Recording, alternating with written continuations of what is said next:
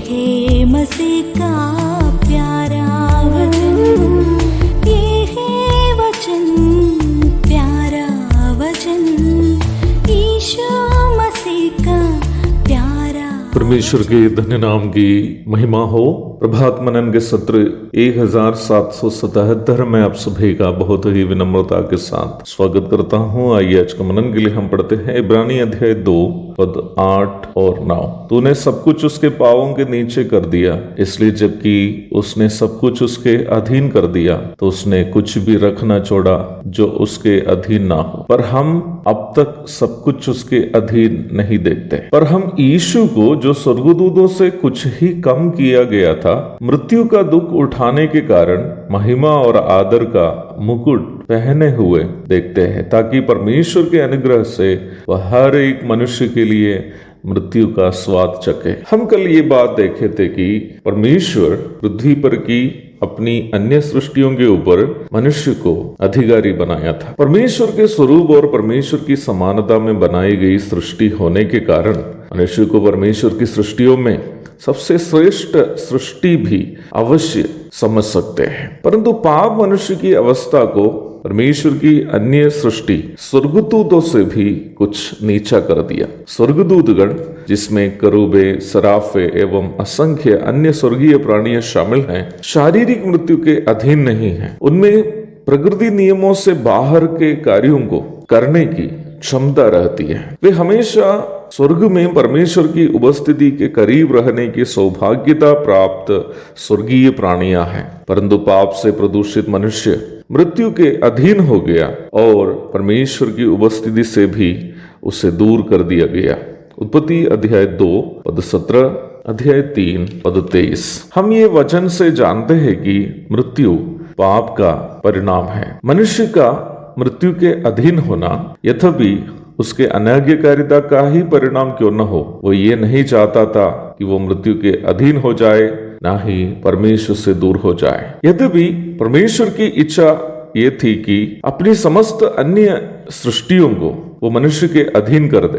पाप के गुलाम हो जाने के कारण मनुष्य यद्यपि कई अन्य सृष्टियों को अपने कब्जे में तो कर ही दिया, तो भी ये नहीं कह सकता कि वो सब चीजों को अपने अधीन कर दिया है। कई चीजों को मनुष्य अपने कब्जे में कर दिया है, परंतु ये कभी भी दावा नहीं किया जा सकता कि विश्व के समस्त वस्तुओं को मनुष्य अपने अधीन कर दिया है। वास्तव में इन बातें लेखक इसलिए यह चर्चा कर रहा है ताकि वो प्रभु यीशु मसीह का महत्व को पाठकों के सामने प्रस्तुत कर सके। यीशु मसीह जो ईश्वरीयता में पुत्र तथा पिता एवं पवित्र आत्मा से तुल्य स्थानीय हैं, कभी भी मृत्यु के अधीन नहीं थे। वो सनातन काल का प्रभु है, उनको आदि और अंत नहीं है। यशायाह अध्याय 9 पद 6 और 7, यूहन्ना अध्याय 1 पद 1 से 3 तक, अध्याय 8 पद 58, मत्ती अध्याय 26 पद 64। ये सनातन पुत्र प्रभु यीशु मसीह जो पाप से प्रदूषित नहीं है, मृत्यु के अधीन नहीं है, परमेश्वर की दाहिनी ओर विराजमान है, जब मनुष्य से प्रेम किया, अपनी सौभाग्यताओं को स्वेच्छा से कुछ समय के लिए त्यागा और परमेश्वर के दाहिनी ओर से पापी मनुष्य की जो अपनी ही सृष्टि है अवस्था की ओर अपने आप को नीचा कर दिया, ताकि वो मृत्यु का स्वाद चख सके। फिलिपी अध्याय 2 पद 6 से 8 तक पढ़िएगा। यीशु मसीह की मृत्यु का महत्वपूर्ण खासियत यह है कि वो अपने लिए नहीं बल्कि अपनी सृष्टि मनुष्य के लिए स्वयं मृत्यु को अपनाया।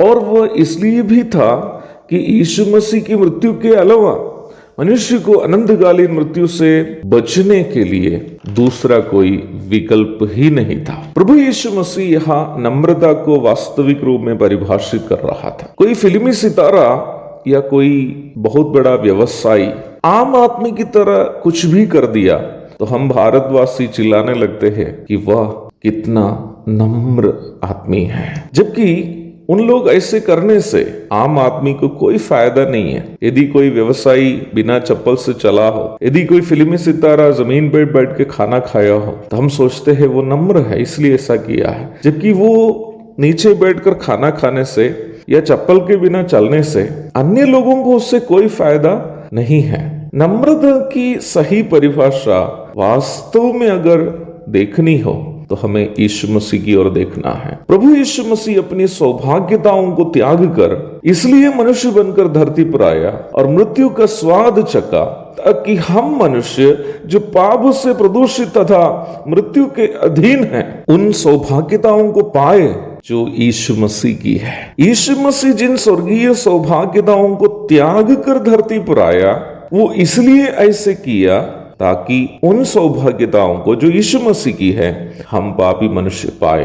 यूहन्ना अध्याय 17 पद 24। वास्तविक नम्रता गरीब की तरह दिखावा करना या आम आदमी की तरह कुछ करना नहीं है। वास्तविक नम्रता अपनी सौभाग्यताओं को दूसरों के लिए त्यागना है, ताकि जिनके पास वो सौभाग्यता नहीं है वो उन सौभाग्यताओं को पाए जो हमारी है। प्रभु यीशु मसीह ने वही नम्रता दिखाया ताकि हम भी अनंतकाल प्रभु के संग स्वर्ग में रह सके, स्वर्गीय आशीषों को अनुभव कर सके। आइए आज सुबह हम इस महान प्रभु यीशु मसीह के चरणों तले गिर के उनकी आराधना करें। उनके धन्य नाम की महिमा हो।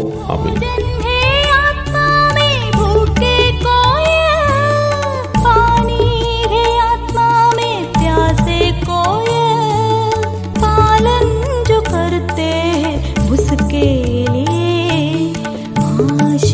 पाने का साधन है ये है वचन, प्यारा वचन, यीशु